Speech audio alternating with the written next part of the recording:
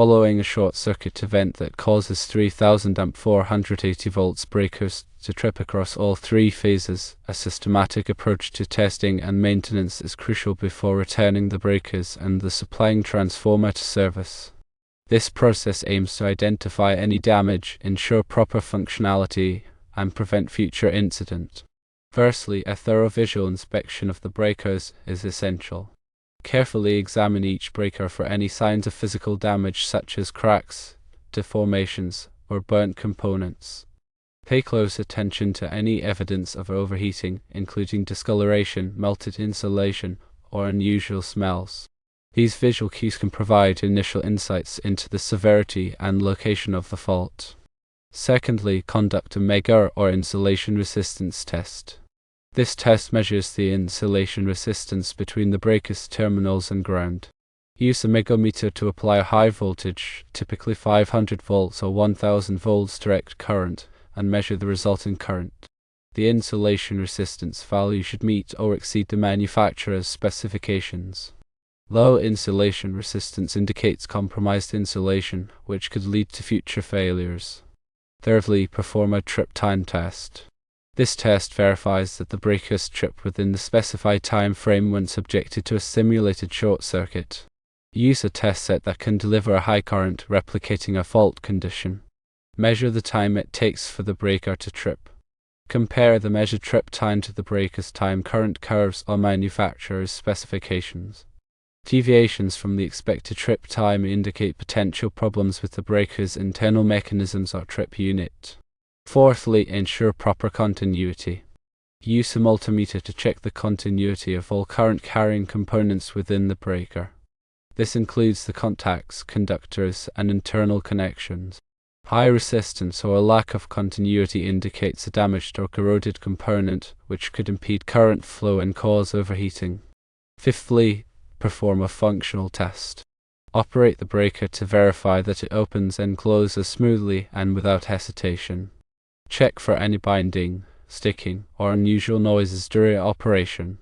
A properly functioning breaker should operate smoothly and reliably.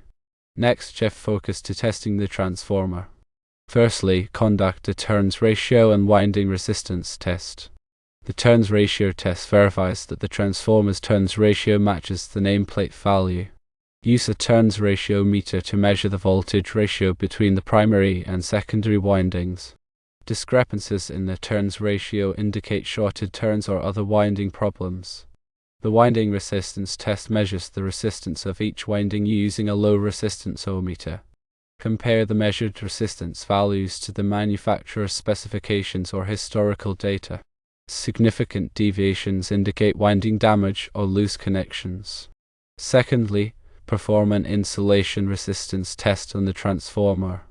Measure the insulation resistance between windings and ground, as well as between different windings. Use a megometer to apply a high voltage, typically 500 volts to 2500 volts direct current depending on the transformer's voltage rating. The insulation resistance values should meet or exceed the manufacturer's specifications. Low insulation resistance indicates insulation degradation, which could lead to insulation failure and short circuits. Thirdly, check for excessive leakage current. Measure the leakage current between windings and ground using a leakage current meter. Excessive leakage current indicates insulation problems or contamination, which could lead to premature failure. Fourthly, determine the core loss. The core loss test measures the energy dissipated in the transformer's core due to hysteresis and eddy currents.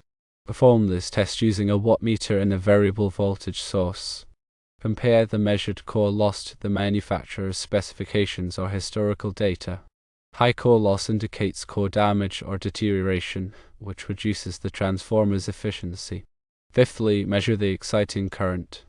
This test measures the current drawn by the transformer when it is energized at its rated voltage but without any load connected to the secondary winding. Elevated exciting current can indicate core lamination issues or shorted turns within the windings. In addition to these tests, several additional recommendations should be followed. Firstly, review the root cause of the short circuit. Investigate the circumstances that led to the fault to prevent recurrence. Analyze the fault location, the type of fault, and any contributing factors. Implement corrective actions to address the root cause, such as improved installation, better protection schemes, or enhanced maintenance practices. Secondly, inspect the busbars and connections.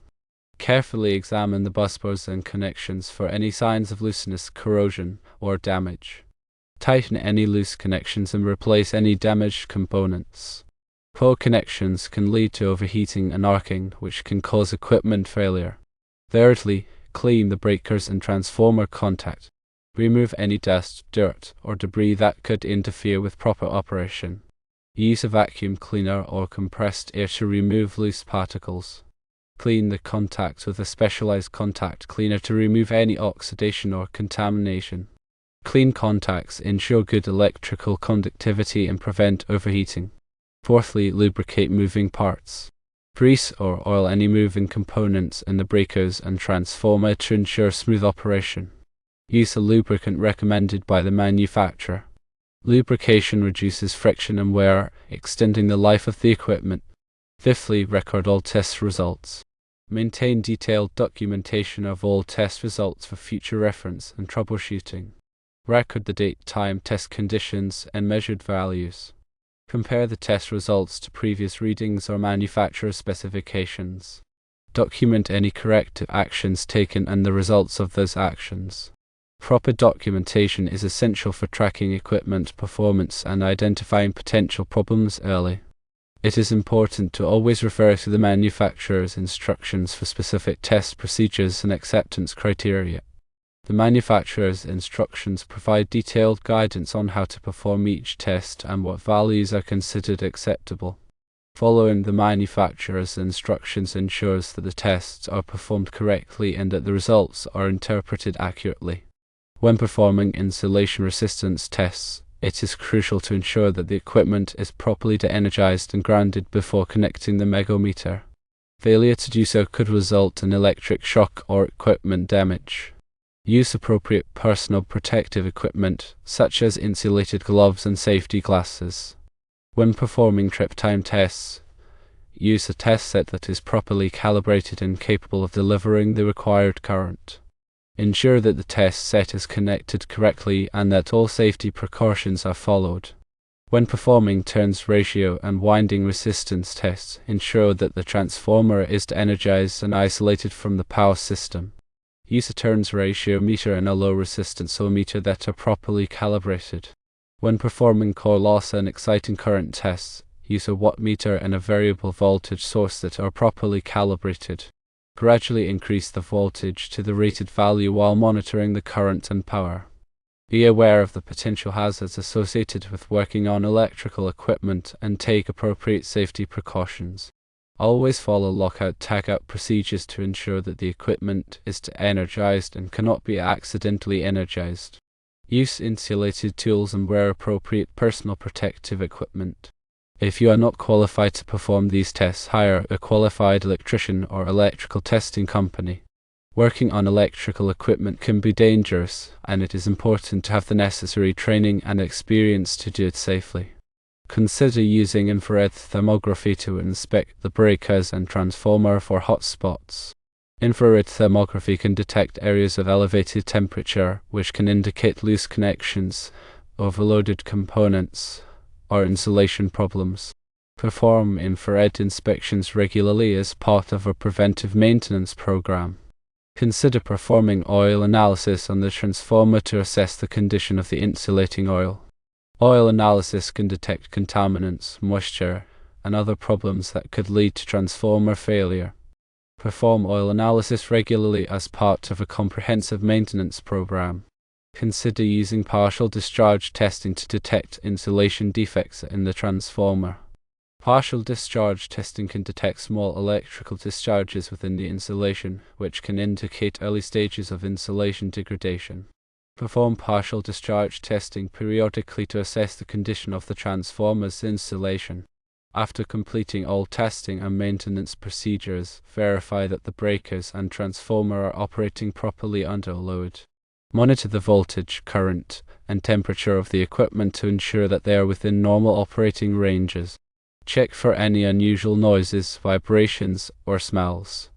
If any problems are detected, investigate and correct them immediately. Regular maintenance and testing are essential for ensuring the safe and reliable operation of 3000 amp 480 volts breakers and transformers. By following the recommendations outlined above, you can identify potential problems early and prevent costly downtime. Remember to always follow the manufacturer's instructions and take appropriate safety precautions when working on electrical equipment. Document all test results and maintenance activities for future reference.